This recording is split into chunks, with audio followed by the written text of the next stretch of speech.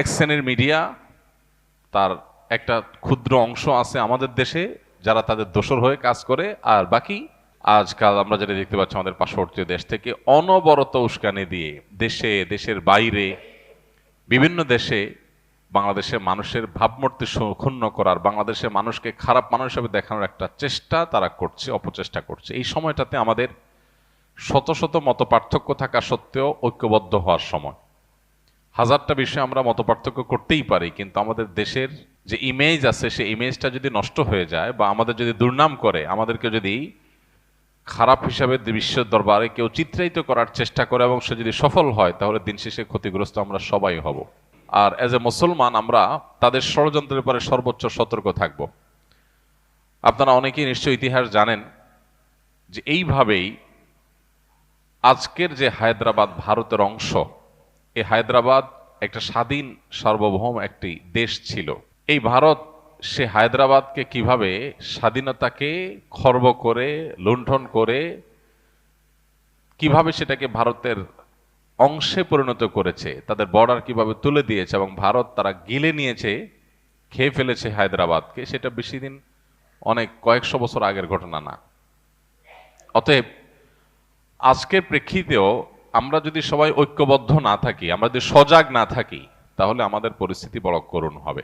এইভাবে ন্যাক্কারজনকভাবে একটা প্রতিবেশী রাষ্ট্র একটা ছোট রাষ্ট্রের বিরুদ্ধে লেগে যেতে পারে, এরকম দৃষ্টান্ত পৃথিবীর কোনো অঞ্চলে মনে হয় খুঁজে পাওয়া যাবে না।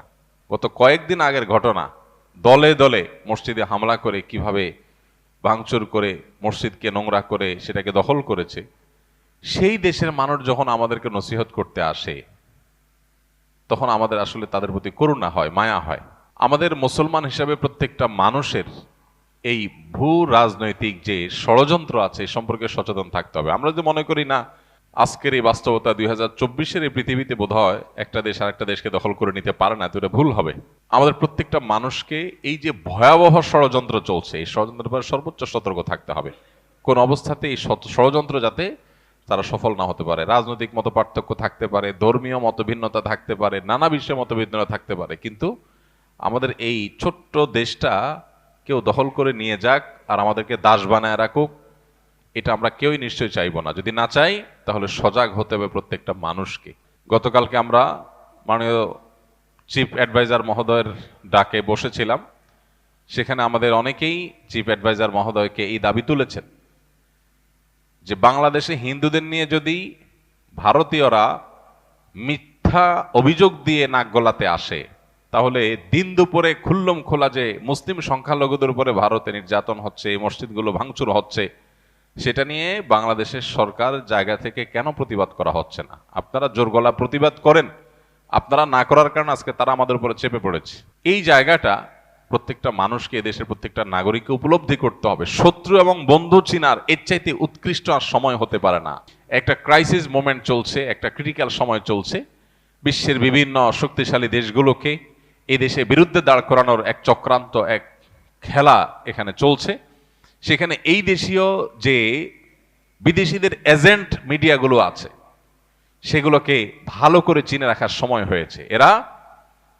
এরা বিদেশিদের পারপাসগুলো কিভাবে সার্ভ করে, তাদের নিউজ করার স্টাইল যদি দেখেন, লেখাজোকার স্টাইল যদি দেখেন, তাদের রিপোর্ট করার স্টাইল যদি দেখেন, তাহলে পণ্ডিত হওয়া লাগবে না আপনার বোঝার জন্য যে তারা আসলে তাদের টোনে, বিদেশিদের টোনে তারা কথা বলতে চায় এবং এই দেশকে তারা ব্যর্থ রাষ্ট্র হিসাবে পরিণত করতে চায়, বিদেশিদের খবরদারি এখানে বাড়াতে চায়। আমরা তো বিদেশিদের খবরদারি থেকে মুক্ত হতে চাই, আমরা স্বাধীন থাকতে চাই, কিন্তু আমাদের উপরে বিদেশিদের খবরদারি বাড়ানোর জন্য এদেশের কিছু মিডিয়াও কাজ করছে। চোখ কান খোলা রাখতে হবে এবং সজাগ থাকতে হবে, ঐক্যবদ্ধ থাকতে হবে। আমরা আবারও বলি, শত বিষয়ে আমাদের মত পার্থক্য থাকতে পারে, কিন্তু আমাদের এই প্রিয় স্বদেশটাকে সেভ করার ব্যাপারে, এটাকে নিরাপদ রাখার ব্যাপারে আমাদের কোনো দ্বিমত থাকা উচিত না। এ ব্যাপারে আমাদের কাঁধে কাঁধ মিলিয়ে কাজ করতে হবে। আমি আবারও বলছি, যদি আমরা সতর্ক না হই, তাহলে সেক্ষেত্রে এই দেশ আমাদের আর থাকবে না এবং এদেশে আমরা যে বিগত কয়েক বছর ধরে আমরা দাসের মতো ছিলাম, সেটা যে আরো কতটা ভয়াবহ আকার ধারণ করতে পারে একমাত্র আল্লাহ তাআলা ভালো জানেন।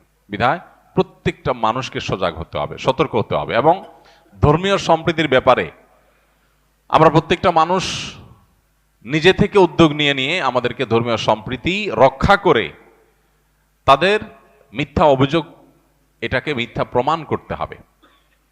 সেই অভিযোগকে মিথ্যা প্রমাণ করার জন্য আমাদেরকে ভূমিকা রাখতে হবে, এবং পাড়ায় পাড়ায় মহল্লা মহল্লায় অন্য ধর্মাবলম্বী যে সমস্ত ভাই বোনরা আছে সম্ভব হলে তাদের সাথে মিট করতে হবে, তাদেরকে নিয়ে একসাথে বসতে হবে যে ভাই আপনারা কোনো অসুবিধা অনুভব করছেন কিনা, কেউ আপনাদের কোনো অসুবিধা করছে কিনা, তাদেরকে আশ্বস্ত করতে হবে।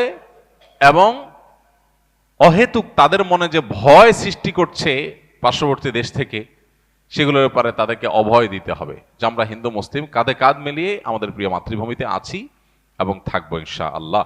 আমরা আমাদের আদর্শ ঈমান আকীদার ব্যাপারে সম্পূর্ণ আমাদেরকে দায়িত্বশীল থাকতে হবে, কিন্তু সেই সাথে সামাজিক সম্প্রীতির ক্ষেত্রে আমাদের অন্য ধর্মের ভাইরা, অন্য মতের ভাইরা, শুধু ধর্মের কথা কেন বলছি, রাজনৈতিক ভিন্ন মত থাকতে পারে, ধর্মের মধ্যে আন্তর্ধর্মীয় ভিন্ন মত থাকতে পারে। অ্যাজ এ মুসলিম আমাদের মধ্যে বিভিন্ন মত, বিভিন্ন থটের অনুসারী থাকতে পারি আমরা, কিন্তু সহনশীলতা প্রদর্শন করতেছে। আমাদের সহনশীলতার কথা বলে কোনো উগ্রতা, কোনো অসহনশীলতা, কোনো অসহিষ্ণুতাকে কোনো অবস্থাতে আমরা স্থান দেব না। আমরা বিভিন্ন মতের মানুষ একসাথে নামাজ পড়ি, একই কাতার নামাজ পড়ি, এক একজন এক এক রাজনৈতিক দল করেন, নামাজ পড়ার সময় কাঁধে কাঁধ মিলিয়ে দাঁড়াচ্ছেন। কেউ কোন পীরের মুরিদ, আরেকজন পীরের মুরিদ, কেউ তাবলীগ করছেন, কেউ অন্য কোনো রাজনৈতিক ইসলামিক দল করছেন, কিন্তু নামাজের সময় একে কাঁধে কাঁধে মিলিয়ে দাঁড়াচ্ছেন। এটাই তো ঐক্যের শিক্ষা, যে মত আপনার ভিন্ন হতে পারে, কিন্তু যখন নামাজে দাঁড়াচ্ছেন আপনি এটা বলতে পারবেন না, না এটা বিএনপির লাইন, ওইটা জামাতের লাইন, ওইটা জাতীয় পার্টির লাইন, আলাদা করে লাইন করার সুযোগ আছে? নাই। যদি করেন তাহলে আপনার নামাজ নিয়ে টানাটানি শুরু হবে। ইসলাম আপনাকে এতটা উদার হতে বলেছে যে ভিন্ন মত থাকতে পারে, কিন্তু এই ভিন্ন মতের মধ্যেও ডক্টর খন্দকার আব্দুল্লাহ জাহাঙ্গীর মাওলানা যেটাকে বলতেন বৈচিত্র্যময় ঐক্য, আল ইত্তেহাদ মা আল ইখতিলাফ, যে আমরা বিভিন্ন রকমের মতে থাকা সত্ত্বেও একটা জায়গায় আমরা এক, একটা না বহু জায়গায় এক, আমরা বাংলাদেশী হিসাবে এক, এই জায়গাটাতে আমরা ঐক্যবদ্ধ। এখানে আমরা কাঁধে কাঁধ মিলিয়ে দাঁড়াবো। মতপার্থক্য আপনার সাথে হাজারবার থাকুক, হাজারবার আপনার সাথে আমার বিরোধী থাকুক, আপনি আমার করেন আমি আপনার করি, কিন্তু ঐক্যের জায়গাটা ক্লিয়ার থাকতে হবে। যাই হোক, আমরা যদি সজাগ সতর্ক থাকি তাহলে ইনশাআল্লাহ এদেশ নিয়ে কেউ খেলতে পারবে না।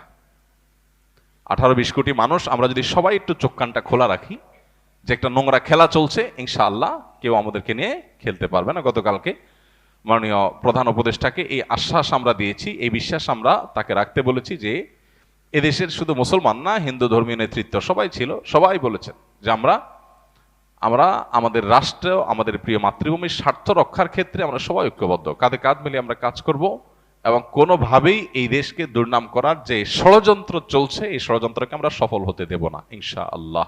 আল্লাহ আমাদের সবাইকে সেই তৌফিক দান করুন। আমরা যেন শান্তি রক্ষার ক্ষেত্রে পৃথিবীর কাছে রোল মডেল হতে পারি, যে এদেশের মানুষ রোল মডেল।